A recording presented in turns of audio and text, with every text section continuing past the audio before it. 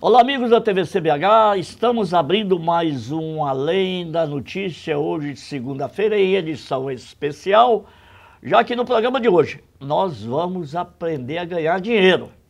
É muito fácil, segundo o nosso convidado. Basta você ir vender esterco, vender porta-retrato e outras mumunhas, tá?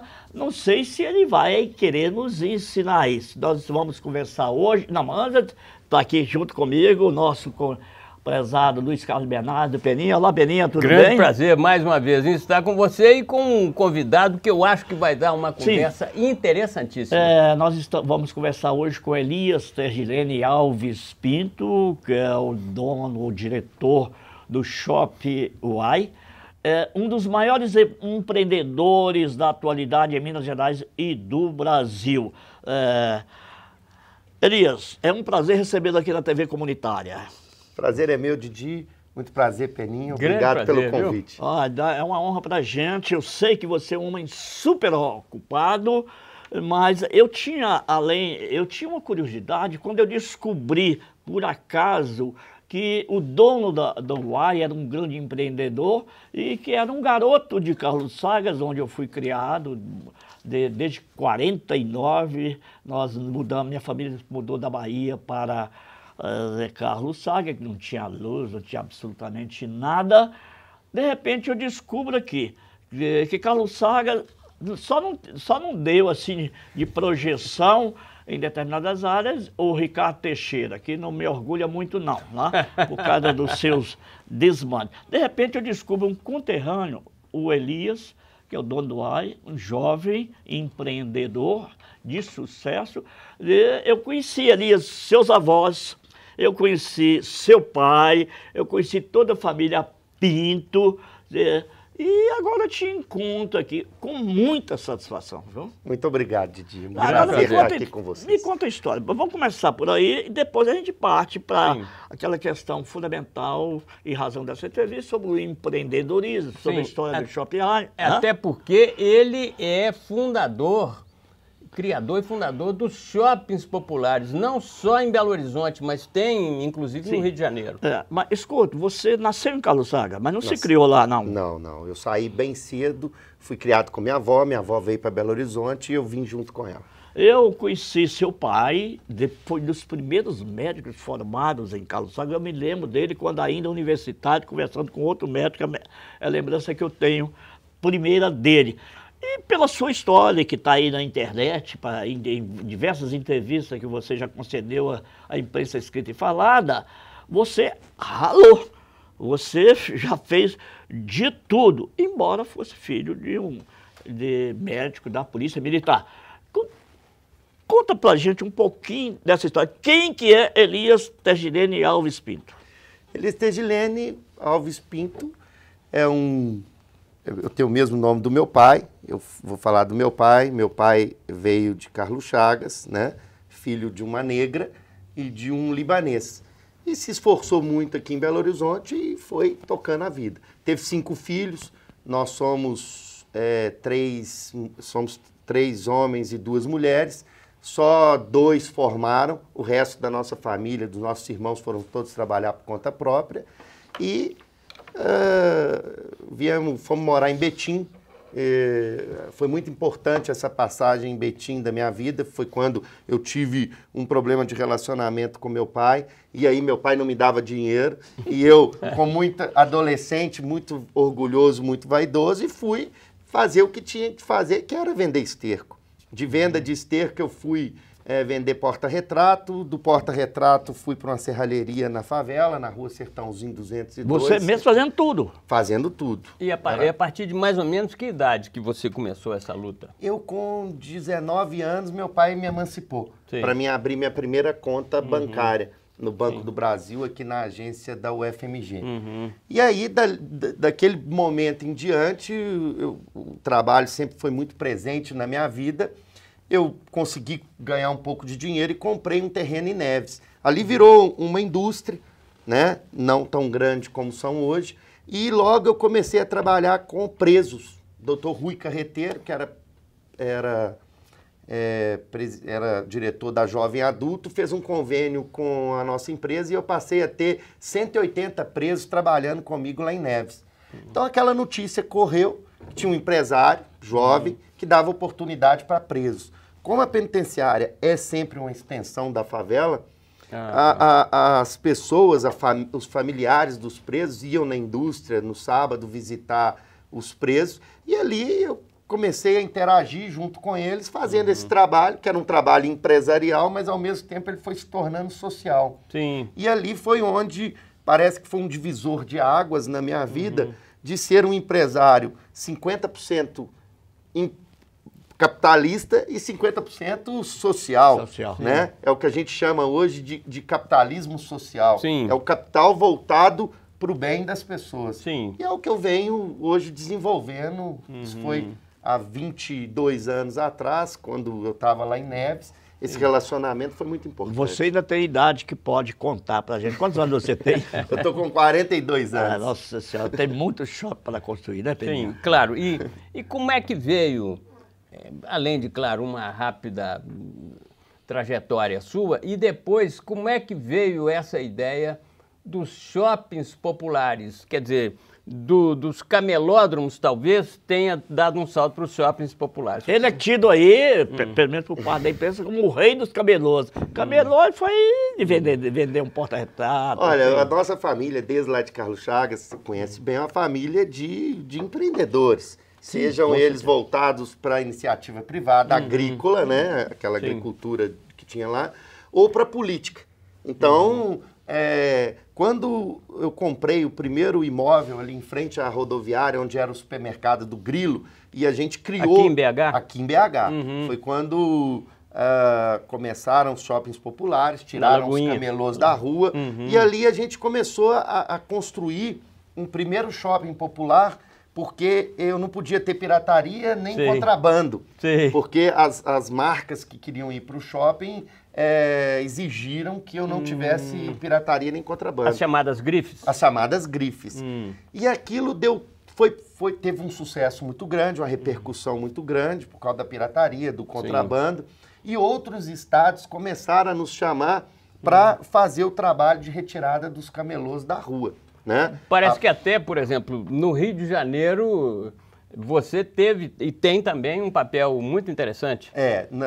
No Rio de Janeiro houve uma situação muito interessante, que é o seguinte: todo mundo fala em pacificação de favela. Sim. Mas a pacificação ela tem efeitos colaterais grandes. Porque você tem ali dentro da favela o tráfico de drogas, que é uma matriz econômica.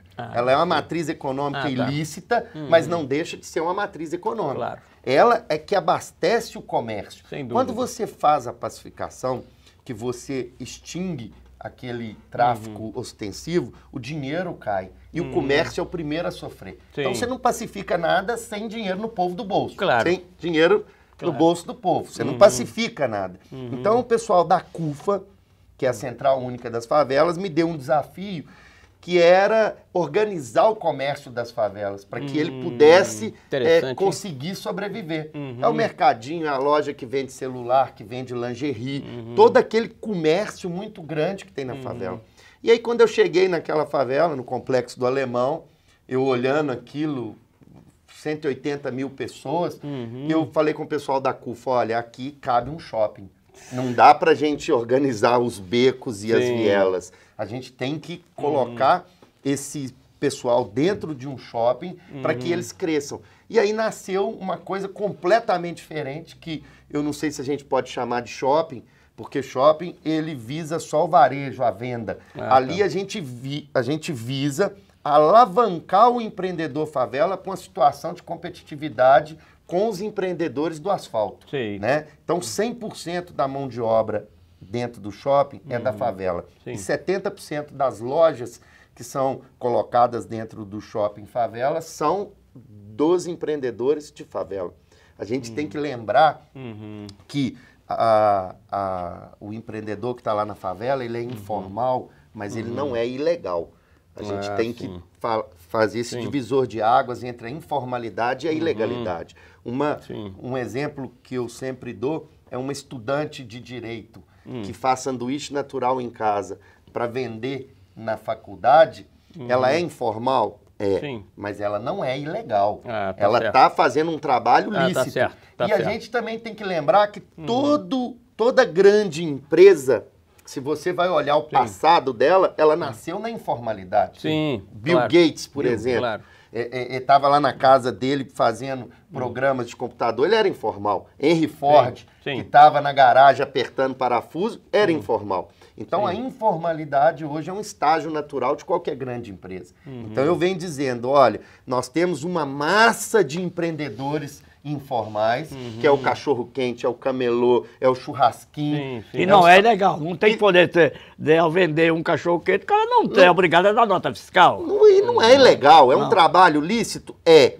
E aí a gente vem observando que o governo não tem políticas públicas para beneficiar esse empreendedor que está na informalidade hoje e precisa ir para a formalidade. Os governos federais, estaduais e municipais não têm essa política. Não tem. A política hoje brasileira, ela era uma política de curral eleitoral, entendeu? Então toda Interessante política essa observação. social, ela é voltada a agariar votos. Sim. Ela não é voltada Interessante. para desenvolver o povo. Então hoje a gente prega muito o empreendedorismo social. É esse empreendedorismo de base da pirâmide.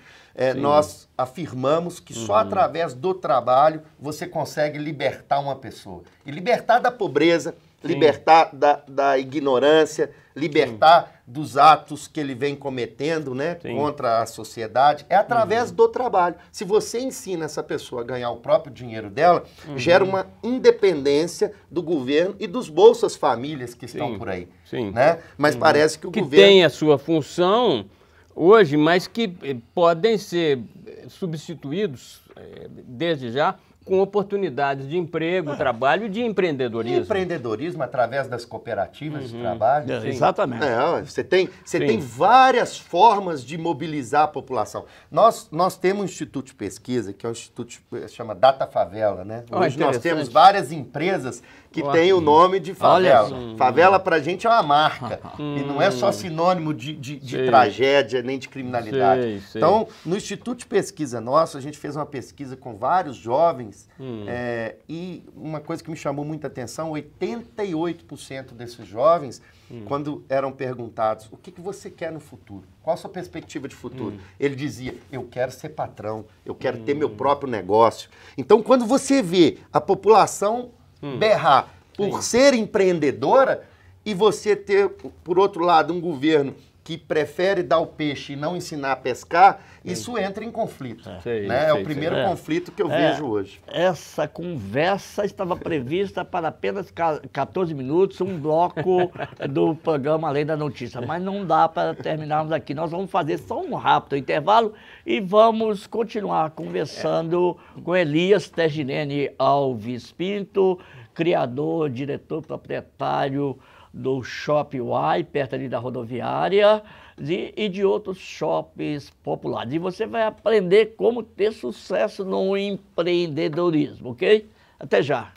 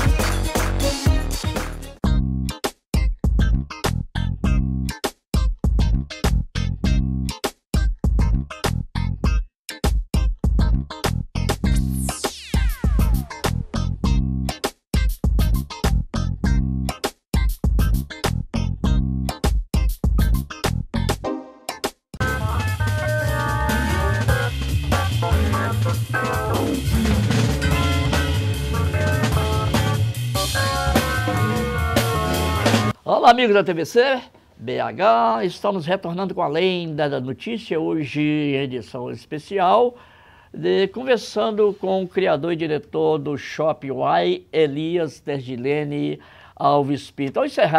Ao encerrar o primeiro bloco, Elias, você estava falando sobre as dificuldades do empreendedorismo transformar a economia informal ou o trabalhador empreendedor informal de homem da formalidade. Mas é difícil porque não existe política para isso. Quem trabalhar na legalidade, desde criança, meu pai foi comerciante de calçadas, eu sei da dificuldade que é. Você nem querendo agir dentro da lei, você consegue, porque a burocracia é tão grande, são tantos os tributos, que é muito difícil trabalhar na legalidade. Além de ter prejuízos, fica realmente muito difícil manter tudo aquilo. Você está conseguindo, aliás, eu estive esta semana várias vezes lá no Shopping Uai, fiquei assim, impressionado. É um shopping popular, mas eu diria, é um shopping de luxo. Nossa Senhora, aqui é bem diferente do Shopping Oi, que eu frequento há muito tempo, sou um grande freguês de lá. Quer dizer, é bonito, confortável, com agências bancárias, correio, casas americanas lá dentro, escada rolando para todo lado, praça de alimentação, belíssima e tal. Fiquei impressionado. Peninha, você queria fazer uma pergunta? Não, pois é, não. São duas coisas. Uma frase que ele falou aqui na hora do intervalo, que eu achei interessantíssimo, é o seguinte: o que é empurrar uma locomotiva morro acima? E depois que ele respondeu, eu quero entrar num outro assunto também, que eu fui jurado já 2 vezes de um concurso interessantíssimo, mas que me emocionou. Muitas vezes, durante o concurso, me emocionou que foi o concurso de Miss Prostituta. A ideia conta isso não, que você vai queimar seu filme, sua namorada está vendo o programa.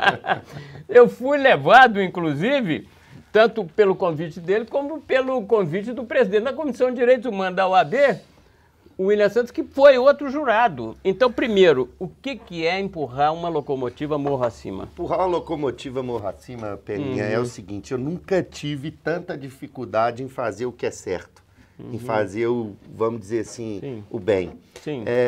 Por um lado, temos nós, né, da iniciativa privada, tentando fazer com que o povo trabalhe, com que as pessoas, a dona de casa, por exemplo, que é largada pelo marido aqui na favela, tem 2 filhos, monta um salão de beleza na sala da casa dela para poder manter os filhos. Minha tia, que era cabeleireira, teve um salão de beleza em casa, então eu sei o que você está falando. Então, a partir daquele salão de beleza, que é uma atividade informal, ela passa a manter a família dela, os 2 filhos. Não deixa os meninos ir para droga, tá ali perto e tudo. Por outro lado, você tem o governo que não tem nenhum programa para incentivar isso. Então, quando você vai conversar com o governo, ele quer falar de formalidade. Eu falo, governo, todos nós nascemos, nenenzinho desse tamanhozinho, mamando na teta da mãe. Nós não nascemos de terno e gravata, trabalhando e pagando imposto. Uma empresa, ela nasce um nenenzinho, precisando de uma teta. Então, o empreendedor, quem tem sangue de empreendedorismo na veia, ele nasce do jeito que ele pode. Ou é vendendo chup-chup na rua, é o salão de beleza, ou é a coxinha, o churrasquinho. No seu caso, o que foi mesmo? No meu caso foi esterco. Pois é, vendendo esterco, quer dizer, já trabalhando desde cedo. Ele nasce fazendo uma atividade econômica, aquilo é empreendedorismo? Então, a partir do momento que ele está nascendo como empreendedor, ele precisa de cuidados. A gente não pode dizer para ele, olha, você acabou de nascer, agora você começa a pagar impostos. Não, ele só dele estar já trabalhando e gerando empreendedorismo, ele já está cumprindo um papel muito grande na sociedade. E não podemos deixar de lembrar que o mundo informal é equivalente à metade do mundo formal. Então, no caso hoje, do Brasil, PIB, como todo. No caso do Brasil. Você tem hoje, uma curiosidade aqui, quantos habitantes nós temos hoje em favela? Nós temos 12 milhões de brasileiros morando em favela. Isso é o quê? É o 5º estado brasileiro. O que representa isso do PIB, da economia brasileira? 63 bi.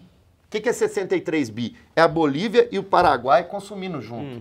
Então, você tem gente muita gente, e você tem uma economia rodando ali. Por que não você pegar essas pessoas e capacitar voltada para o mundo empresarial? Claro. Né? Claro. Que é o que a gente vem fazendo. Nós temos hoje no Rio de Janeiro umas 40 lojas de passagem aérea, vendendo passagem aérea. Hein? Chama Favela Vai Voando. Que Né? Então o cara vende a passagem aérea pelo carnezinho. Sim. Quem compra no início do ano para viajar no final do ano.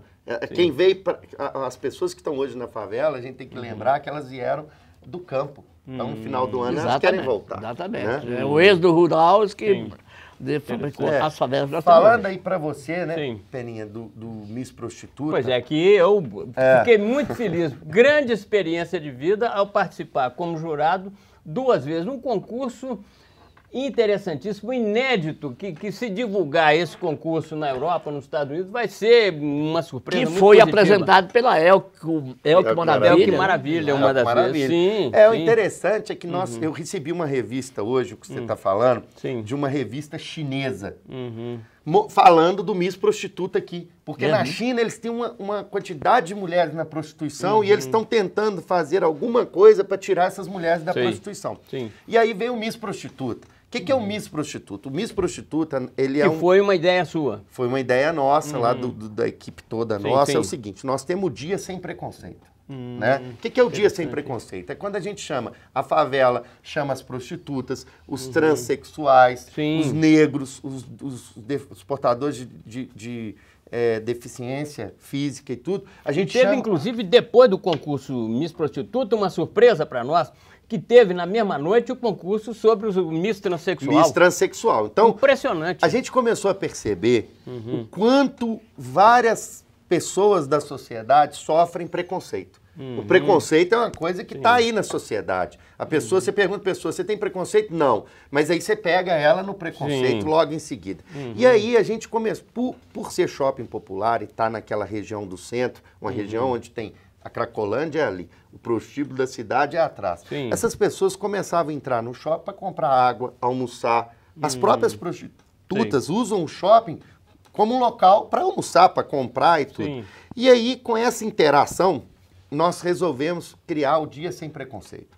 E o Dia Sem Preconceito, ele é um dia político, Sim. onde mostra o quanto a nossa sociedade é preconceituosa. Político com P maiúsculo, não essa política pequena. Político com P maiúsculo. E aí, a gente encerra o Dia Sem Preconceito com o desfile das Miss Prostitutas. Então, o que a gente quer dizer com aquilo? Esse ano, Belo Horizonte estava elegendo a Miss Brasil e alguns quarteirões a gente estava elegendo a Miss Prostituta. Mostrando que a mulher, ela deve ser respeitada Claro. e deve ser tratada como uma princesa ou como uma rainha, independente do Claro. que ela faz para viver. Isso é o primeiro ponto. Segundo ponto é que se a gente quer tirar a mulher da prostituição, a gente tem que criar uma alternativa de renda para ela, que ela ganhe igual ou mais do que ela está ganhando. Sim. Nós temos prostitutas hoje aqui na rua Guaicurus ganhando 15 mil reais por mês, 12 mil reais. Como é que você vai lá e oferece um trabalho de secretária para ela para ganhar mil reais? Claro. Ela não vai sair da prostituição. Faxineira, Sim, claro. sim. Então nós começamos a fazer um trabalho com elas, que é com a Cida, que é a presidente da Prosmig, Sim. que é o seguinte, olha, Cida, a gente tem que fazer essas meninas ganharem o máximo de dinheiro possível agora, enquanto elas estão jovens, e temos que incentivar a elas a criar um negócio. Então, a gente trabalha com empreendedorismo lá também. Esse ano nós vamos patrocinar, já é o 3º ano de patrocínio a Parada Gay. Parada gay. Nós também patrocinamos Banda a Parada mole? Gay. Hã? A banda mole? Não, a Parada Gay Parada mesmo, gay. que é ali. Que tal? Você tem 100 Uma milhões luta, de... uma luta belíssima contra o preconceito. Eu Tudo só bem. quero te fazer uma pergunta seguinte. Doutor Didi e eu vamos ser convidados para jurados do próximo concurso? Vocês estão convidados para tudo. Eu já aceitei. A TV você comunitária, quiser. a TV É muito comunitária bonito. vai ser convidada ou contratada para cobrir o evento, botar Claro, na internet claro. na hora. Então, para ser bem sucedido no empreendimento, para ganhar dinheiro, primeiro, muito fácil, você tem que ter visão,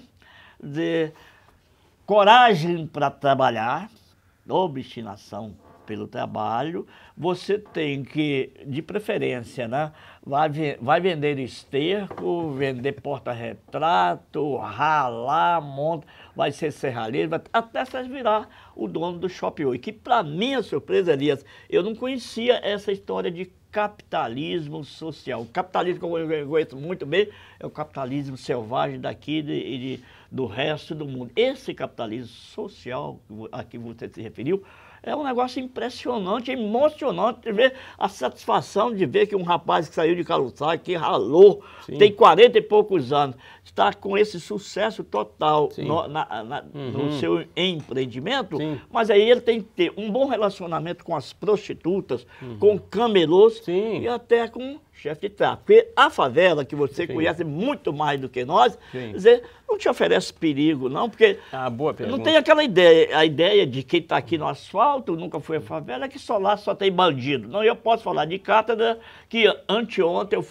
a minha casa foi assaltada, minha mulher e minha filha amordaçadas, cozinheira, fizeram uma limpa, mas isso não vai me dar o direito de dizer que na favela só tem bandido. Qual que é a análise que você faz? E o seu risco, que lá tem bandido, sim. Eles se escondem aqui no assalto, mas se escondem lá também. A gente não sabe hoje em dia qual que é... Na favela é um ambiente muito hostil, realmente. A favela a gente vê de tudo. A gente vê coisa boa, coisa ruim.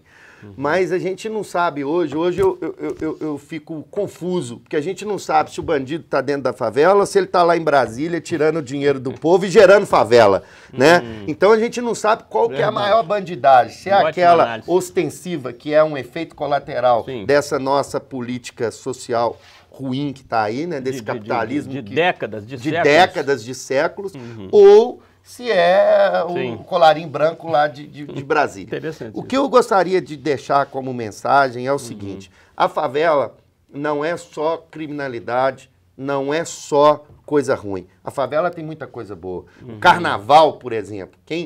O carnaval é um presente que a favela dá para a nossa sociedade. Gera muito mais dinheiro do que Copa do Mundo. É o Brasil todo, todos os anos. Os cartolas da vida. Saem da favela. Então, favela a gente tem muita cultura e arte. E na favela, eu falo hoje, é o seguinte: a favela era roda o asfalto. O dia que a favela e a periferia cruzar os braços, essa sociedade toda para. Porque hoje, os garçons, onde eles moram, nas favelas e nas periferias favelizadas, quem vai à rua, os faxineiras, as empregadas domésticas. Então, hoje a gente tem uma massa de gente trabalhando, fazendo a sociedade andar. Onde essas pessoas moram? Nas favelas e nas periferias. Aí então, que está o receio da classe média, né? Então, hoje, a gente não pode rotular a favela e dizer que ela é só bandido, só coisa ruim. Não. E temos que separar também aquilo que pode ser revertido e aquilo que é culpa de uma política. Se hoje a gente está aqui gerando empreendedorismo dentro da favela, é porque a gente quer fazer com que a favela ganhe dinheiro. Se você não fizer a favela ganhar dinheiro, ela vai assaltar, ela vai cometer delitos. Por quê? Porque são pessoas que estão ali querendo ganhar o dinheiro que muitas vezes a sociedade não deixa eles ganharem. Ou por preconceito, e ganhar trabalhando, honestamente. Ganhar trabalhando, honestamente. Isso é uma condição que o governo tem que criar hoje pra gente. Hoje nós tivemos a satisfação de conversar com um grande empreendedor que tem visão, tem um trabalho social muito grande. Se existissem mais capitalistas, mais empreendedores, com a sua disposição, com essa preocupação com o social, Elias, esse Brasil seria muito melhor. Seria exemplo para o resto do mundo. Tem que agradecer vocês, porque através desse programa, muitas pessoas que vão escutar vão começar a pensar diferente e vão estar divulgando esse trabalho. Quem sabe a gente não arrebata vários empreendedores para trazer. E eu vou fazer questão de colocar isso no nosso site, no YouTube. Muito obrigado. Especialmente para aquelas pessoas que te conheceram ou que não te conhecem lá de Carlos Saga, mas conheceram todos os seus familiares. Vocês vão saber mais quem foi ou quem é Elias Tergilene Alves Pinto, nascido em Carlos Sagas, dono do AI e de vários shoppings populares. A camelô, a prostituta, até traficante. Dizer, é para ali que o Elias direciona o seu comércio, o seu empreendimento, porque tem, no fundo, um fundo social. Parabéns, estou orgulhoso de você, viu, Elias? Eu também. Você, como você disse, a frase do Nelson Rodrigues, você mostra a vida como ela é. Ok, a vida como ela é. Muito obrigado. Obrigado a vocês. Obrigado a vocês, caros telespectadores, e até a próxima edição de Além da Notícia.